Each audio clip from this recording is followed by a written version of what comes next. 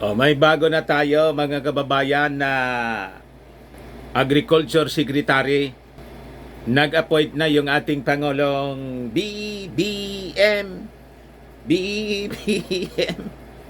Isang fishing magnate mga kababayan. Ayan po ang balita sa Business World. Marcos hands over Agri-Secretary post to fishing magnate. Ayan po, pinasumpa agad ng ating Pangulo. Sino man ano yan, Mr. Maravillas? Parang bagong muka. Bagong muka nga po sa gobyerno. Pero sa pribado po, big time po siya sa fishing industry. Nakita niya, Mr. Maravillas? Fishing industry. Hindi agrikultura. Yung fisheries po, under ng Department of Agriculture. But before ko mga kababayan ibigay sa inyo yung complete story, click subscribe muna dito sa ating YouTube channel and hit the notification bell para lagi kayong updated po sa mga kaganapan dito sa ating bansa. Like and share na rin po ninyo ng ating video para marami yung makapanood. At huwag na rin po ninyo na skip yung ating mga commercial ads para tuloy-tuloy ang pag-unlad ng Bagong Pilipinas. By the way, if you are looking for a clean and spacious fitness gym, visit us at Colossal Fitness Gym po. We also offer grab car rental with our brand new 2023 model Toyota Innova. And accept booking for those who are planning to travel via PAL and Cebu Pacific.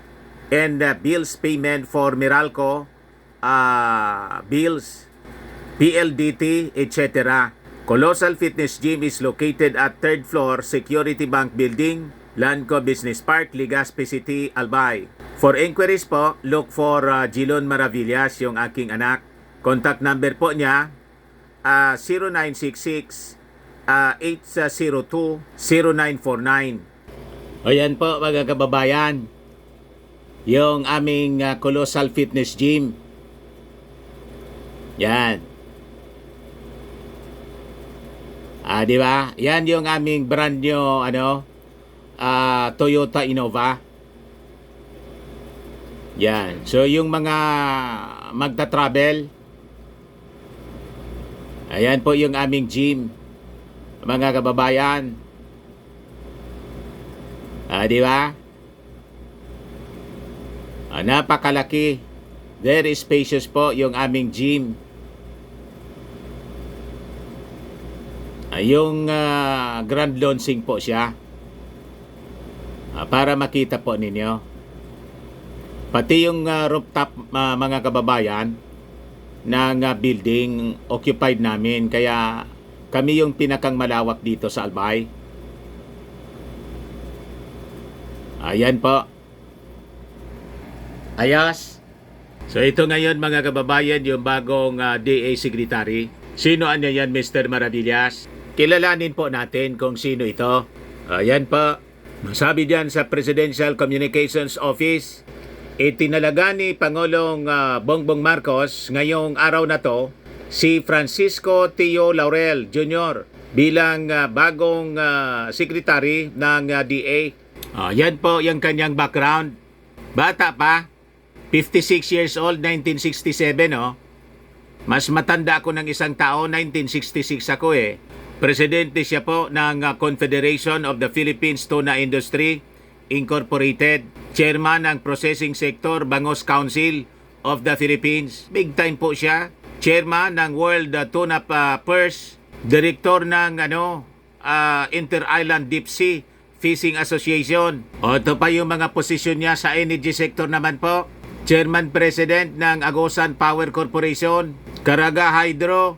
Dupinga Mini Hydro. Lingod Hydropower, Caraga Hydro, Philippine Hybrid Energy System, Bukidnon Hydro, Marham Resources Corporation. Hindi lang po fishing magnate, big time pati po sa energy sector. Matindi po yung pinili na kapalit ng ating Pangulo. Sa fishing and cold storage naman po, consultant ng Newport Fishing Corporation, president ng 5F Cold Storage Corporation, Frabel Corporation, director siya, Signal Marine Ventures, chairman din siya, Sa Diwa, 85 Cold Storage Corporation, presidente rin. Direktor ng Akyan Food Processing Corporation. Majestic Seafood, Vice Chairman. Chairman ng Frabel Market Corporation. Presidente ng Fravel Fishing Corporation. Pati po sa shipping industry. Tawara Shipyard Director po siya. Frabel Shipyard. Sa mining naman, President siya ng Made Nickel. Director ng Westpac Meat Processing Corporation, Import-Export Business. Matindi po yung qualification at kanyang background sa negosyo.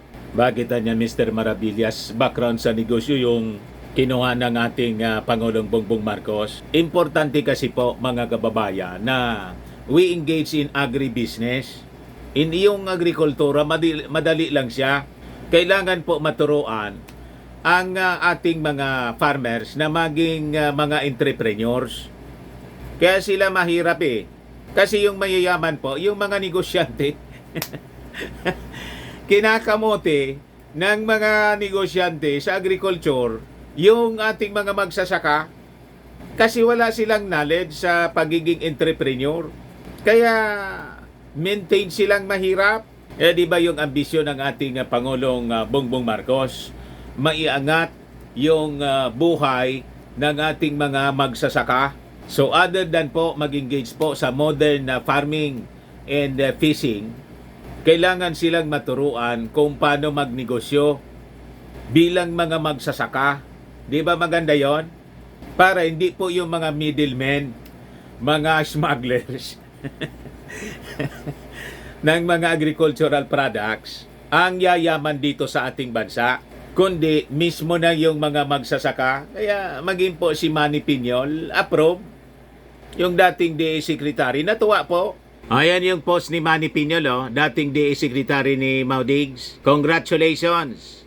PBBM names Francisco Laurel Jr. Agri Secretary. Sabi niya po, President Ferdinand Marcos Jr. has appointed fishing sectors Francisco Tio Laurel Jr. as new Agriculture Secretary.